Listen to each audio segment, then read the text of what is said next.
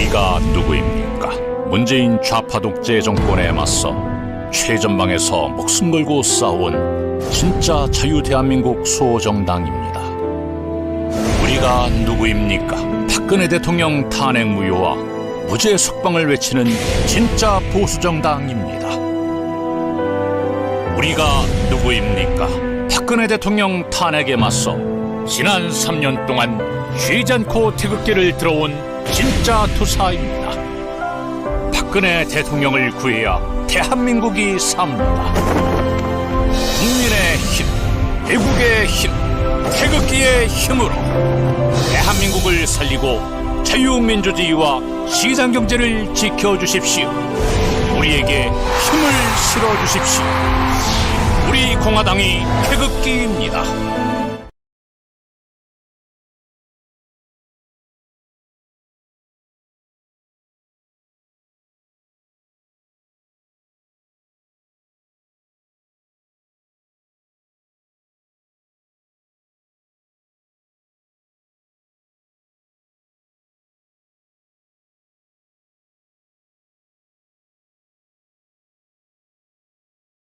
오늘은 인지연과 목요 포커스, 목요일에 오후 4시 인지연과 목요 포커스 시간입니다.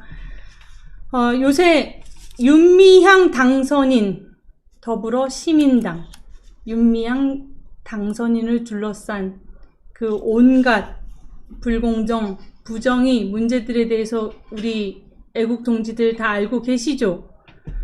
바로 윤미향 더불어시민당 당선인이 문제를 가장 먼저 들고 나온 것은 이용수 할머니였습니다. 이용수 할머니 또한 애국 진영에서는 많이 알려져 있는 분입니다. 그 대표적인 위안부 피해 할머니이시기도 한데 또 많은 논란의 대상이기도 하죠. 그런데 이 윤미향 더불어시민당 당선인은 정의기억연대라는 위안부 피해자 단체의 현 이사장이 아니라 바로 직전 이사장이었습니다. 그런데 그 윤 당선인의 정의기억연대 정의연에 대해서 이용수 할머니가 제기한 논란은 성금을 위안부 피해자들한테 쓴 적이 없고 어디에 쓰이는지도 모른다고 밝혔습니다. 이에 대해서 그 정의기억연대에서 해명하는 과정이 아주 가관입니다. 바로 윤미향 당선인은 12일에 자신의 페북에다가 가족과 지인들의 숨소리까지 탈탈 털린 조국 전 법무장관이 생각나는 아침이라면서 친일 세력의 부당한 공격이 세질수록 평화 인권을 향한 결의도 태산같이 높아질 것이라고 언급했습니다. 그야말로 자신이 소속되어 있고 키워왔던 정의기억연대의 불공정, 부정의, 그거에 대해서 보수 언론과 거대 야당이 만든 모략극이라고 주장하고 있습니다. 정의기억연대 사태는 좌파, 친북, 반미 진영이 또다시 반복되는 부정의, 불공정, 이중잣대의 문제입니다. 이것은 위안부 피해자와 친일 프레임의 각으로 가서는 안 되는 문제입니다. 바로 이것은 시민사회단체의 부패, 시민사회단체의 회계 부정의 문제인 것입니다. 이것을 친일 프레임으로 씌워 반격하려는 것 자체가 그들이 역사를, 그것도 뼈아프고 들춰내기 고통스러운 그런 역사를 정치 노름으로 악용하고 있음을 드러내는 것이라 할 수 있겠습니다. 더 가관인 것은 정의기억연대 정의연 직전 이사장인 윤미향 당선인은 반미운동을 열심히 한 자이면서 그의 정작 다른 미국 대학에서 출처도 알 길 없는 비용으로 유학을 하고 있다는 사실입니다.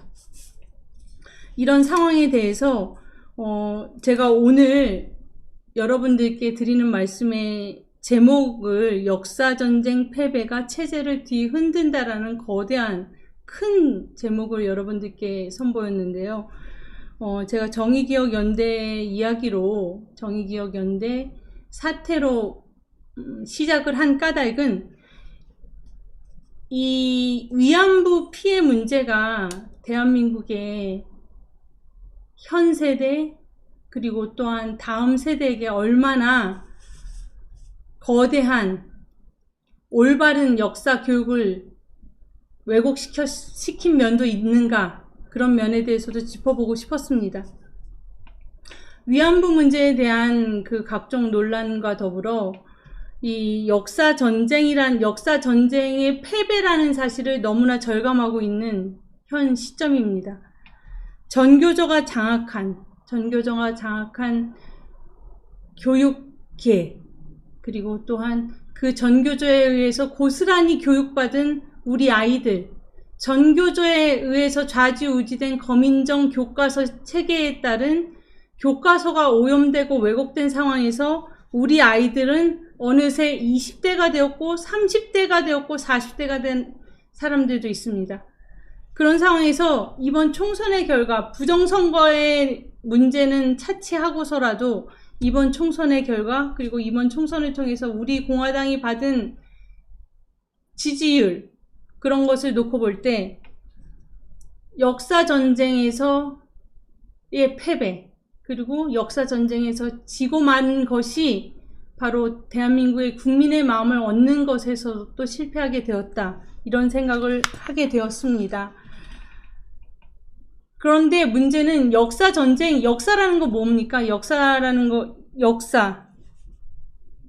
고루한 옛날 얘기가 아니죠. 지금 우리는 시시각각 역사전쟁 상황에 놓여 있습니다. 내일 모레가 바로 5.16 혁명 기념일이고, 바로 그 이틀 뒤가 5.18 광주의 사건입니다. 이 역사전쟁의 패배가 체제를 뒤흔든다. 그래서 지금 그 뒤흔들린 체제가 무너지게 생겼습니다. 지금 현 시점, 문재인 좌파 독재 정권 하에서 대한민국의 역사는 사라지고 있습니다. 이승만 죽이기는 대한민국 죽이기고, 이승만에 대한 이야기 죽이기는 대한민국 역사 죽이기입니다. 김구 숭배는 북한 정권과의 연결고리를 만들어내기 위한, 대한민국 역사의 정통성을 북한과 연결짓고자 하는 자들의 음모입니다. 윈스턴 처칠이 했다는 말, 그리고 신채호 선생도 했다는 말, 역사를 잊은 민족에게 미래는 없습니다. 지금 제가 댓글을 한번 눈을 돌렸는데 한가한 소리 하실 때입니까? 네, 저로서는 진지하게 진행하고 있습니다. 역사 교육의 헤게모니를 전교조가 장악하고 있는 상황에서 그야말로 대한민국의 미래는 없습니다. 전교조를 법의 노조로 만들었던 박근혜 정부입니다. 현재 문재인 정권 하에서 전교조를 합법화하려는 움직임이 다시 또 거세지고 있습니다. 다가오는 5월 20일 전교조가 법의 노조 통보에 대해 취소해달라고 대법원에서 공개 변론을 합니다.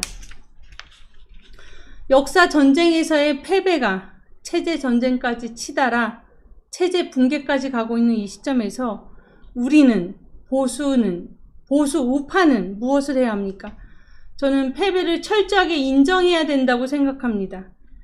패배에 대한 인정 없이는 다시 시작도 못합니다. 패배에 대한 인정에서부터 다시 시작할 수 있다. 자기 위안, 변명, 남 탓, 이제 그만해야 할 때입니다. 보수 우파는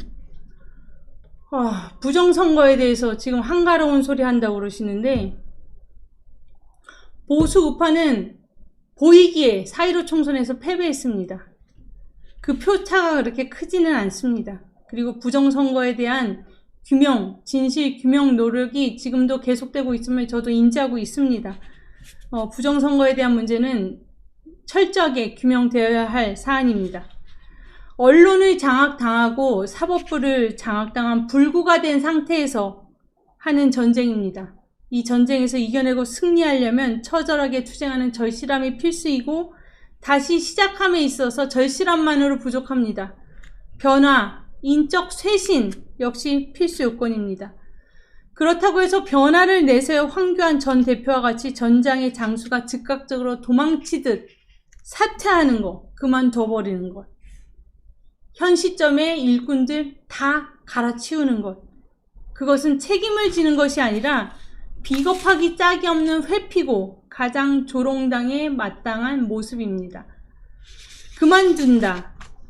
인적 쇄신한다는 명분 하에 현 시점의 모든 인물을 다 새로운 인물로 쇄신한다.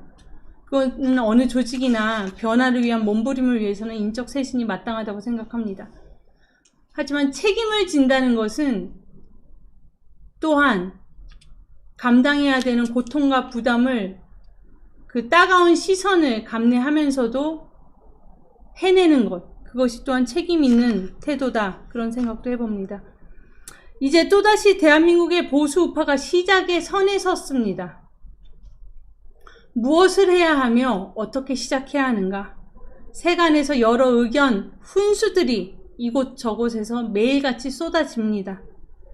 코앞의 이벤트거리가 아니라 국민의 마음, 민심을 사로잡을 새로운 이념, 새로운 정책으로 승부해야 한다고 말들 합니다.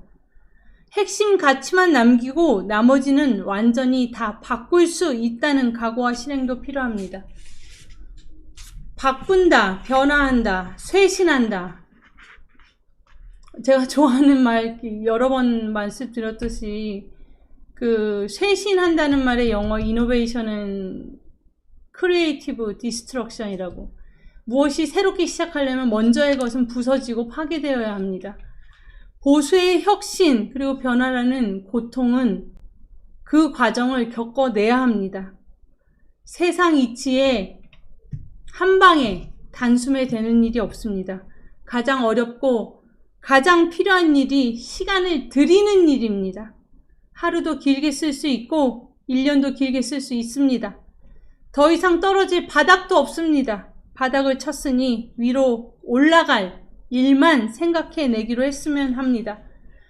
조급해하며 서로를 비방하고 성급하게 묘안이 있다고 싸우는 일은 그야말로 어리석은 일입니다. 진실과 정의만을 위해 전심전력으로 여기까지 온 우리 공화당입니다.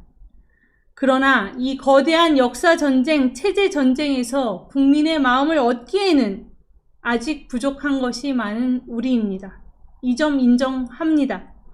시간을 들여야 함을 인지하고 역사전쟁과 체제전쟁의 거대한 싸움에서 이길 수 있도록 하루, 한 달, 1년 전략적으로 스마트하게 실천, 실행으로 극복하는 수밖에 없습니다.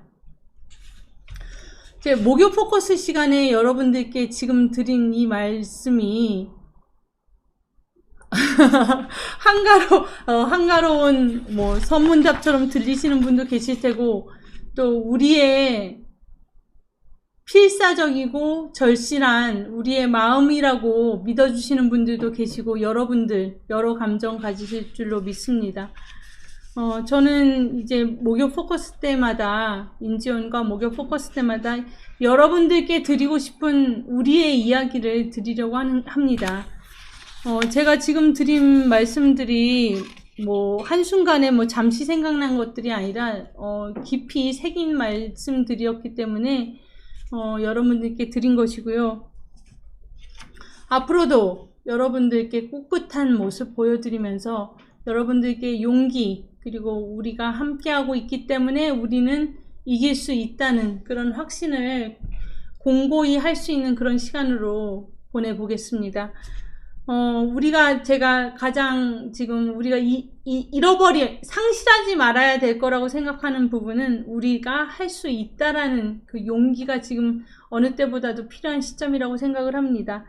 우리가 같이 함께 잡은 손을 놓지 않는 한 우리에게 좌절과 포기는 없습니다. 우리 공화당답게 승리합시다. 제가 좀 더 여러분들께 또 세부적인 말씀 드릴 수 있는 다음 주 목요일에 또 여러분들께 우리의 이야기를 말씀드리겠습니다. 감사합니다. 우리가 누구입니까? 문재인 좌파 독재 정권에 맞서 최전방에서 목숨 걸고 싸운 진짜 자유 대한민국 수호정당입니다. 우리가 누구입니까? 박근혜 대통령 탄핵 무효와 무죄 석방을 외치는 진짜 보수정당입니다. 우리가 누구입니까? 박근혜 대통령 탄핵에 맞서 지난 3년 동안 쉬지 않고 태극기를 들어온 진짜 투사입니다. 박근혜 대통령을 구해야 대한민국이 삽니다. 국민의 힘, 애국의 힘, 태극기의 힘으로 대한민국을 살리고 자유민주주의와 시장경제를 지켜주십시오. 우리에게 힘을 실어주십시오. 우리 공화당이 태극기입니다.